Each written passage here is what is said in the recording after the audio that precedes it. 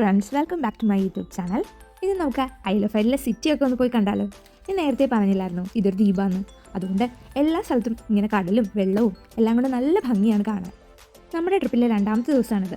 അതുകൊണ്ട് തന്നെ രാവിലെ തന്നെ ഇറങ്ങി. Time waste ചെയ്യരുതല്ലോ. ഉച്ചയായപ്പോഴത്തേനും ഞങ്ങൾ ബീച്ച് സൈഡിലെത്തി കേട്ടോ. ഇവിടെ എല്ലാവരും വന്ന് തുടങ്ങുന്നേ ഉള്ളൂ. വൈകുന്നേരം ആയി കഴിഞ്ഞാൽ ഭയങ്കര തണുപ്പായിരിക്കും, കാറ്റും എല്ലാം കൂടെ നമുക്ക് ബീച്ചിലൊന്നും ഇറങ്ങാൻ പറ്റത്തില്ല. അതുകൊണ്ടാണ് പിന്നെ ഞങ്ങൾ ഉച്ച തന്നെ പ്രിഫർ ചെയ്തത്. കുറച്ച് നേരം നമ്മൾ ആ ബീച്ച് സൈഡിൽ സ്പെൻഡ് ചെയ്തു. കുറച്ച് നേരം ഒന്നും അല്ല കേട്ടോ, കുറച്ച് ഏറെ നേരം. നമ്മുടെ നാട് പോലെയൊന്നുമല്ല, വെള്ളത്തിന് അന്യായ തണുപ്പാണ്. നാട്ടിലെ ഉപ്പിലിട്ട് മാങ്ങയും നെല്ലിക്കയൊക്കെ ഇവിടെ വന്നപ്പോൾ മിസ് ചെയ്തു. പിന്നെ ഐസ്ക്രീമും വാങ്ങിച്ച് ആ കുറവൊക്കെ നിർത്തി.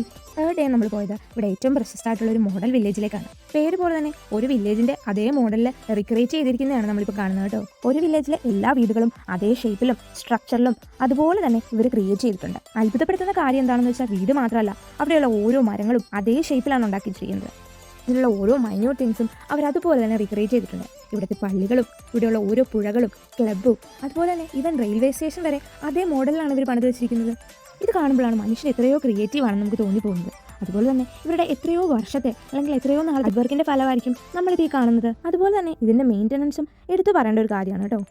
നിങ്ങൾ ആരെങ്കിലും ഐൽ ഓഫ് ഇറ്റ് പോകുന്നുണ്ടെങ്കിൽ ഇതൊരു മസ്റ്റ് വിസിറ്റ് പ്ലേസ് ആണ്. ഞങ്ങൾ ഈ മിനിയേച്ചർ ആർട്ട് കണ്ട് ഇറങ്ങിക്കഴിഞ്ഞപ്പോൾ ഞങ്ങൾക്കൊരു സംശയം, ഇനി ഇവർ ഈ മിനിയേച്ചർ ആർട്ട് ആദ്യം ഉണ്ടാക്കിയിട്ടാണോ ഈ വില്ലേജ് ഉണ്ടാക്കിയതെന്ന്. എന്നിരുന്നാലും സംഭവം അടിപൊളിയാണ്. അതുപോലെ തന്നെ ഇതിന് സത്യമാണോ എന്നറിയാൻ ഞങ്ങൾ നേരെ പോയത് അവരുണ്ടാക്കി വെച്ചിട്ടുള്ള ടോയ് ട്രെയിൻ നേരിട്ട് കാണാൻ വേണ്ടിയായിരുന്നു. ഞങ്ങൾ ചെന്നപ്പോഴത്തേനും ടോയ് ട്രെയിനിൻ്റെ അവസാനത്തെ ബുക്കിങ്ങും ക്ലോസ് ആയിരുന്നു. അതുകൊണ്ട് പിന്നെ ഞങ്ങൾക്ക് ട്രെയിനിൽ കയറി ജേണിയൊന്നും പറ്റിയില്ല.